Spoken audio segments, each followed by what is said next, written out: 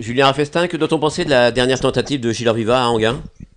Eh ben, c'était une course pas évidente pour lui avec un numéro en dehors, un parcours pas évident en dehors du gagnant et une accumulation de courses un petit peu dans le mois de mai. Il avait couru 3 fois, peut-être un peu trop. Donc c'était une logique. Enfin, c'était logique. On a des excuses. Quoi. Il a des excuses à faire valoir. Vaut mieux le juger sur ses performances précédentes qui étaient très bonnes au Oui, printemps. oui, voilà, ouais, elles étaient bonnes et tout. Euh, Le jour, c'était pas une bonne course. Il avait pas un bon numéro. Le parcours a pas été bon. Il a quand même bien tenu sa partie. On a assuré, enfin, on a posé les mains à la fin parce que c'était trop dur. Donc normalement, ça doit être mieux. Bon là, c'est le moins riche, mais l'engagement reste correct.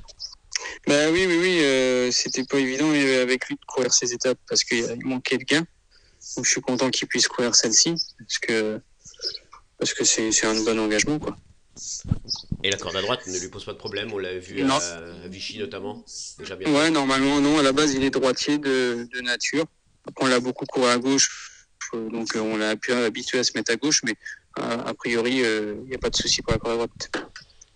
Et vous avez finalement fait appel à un pilote? Bah oui, comme ça m'évite le déplacement et ils ont l'habitude de ces courses-là. Donc, il n'y a pas de raison que ça se passe mal avec un pilote, donc autant faire comme ça. Bon, il y a un peu d'opposition, mais le vrai Gilles Viva a son mot à dire pour les places. Oui, bah oui, forcément, c'est des bons, il y a de l'opposition. Maintenant, on va dire que si on fait le papier, sauf incident, il ne devrait pas sortir des 5 premiers, quoi. Mais ces courses, faut les courir, c'est pas toujours évident, mais il a sa chance.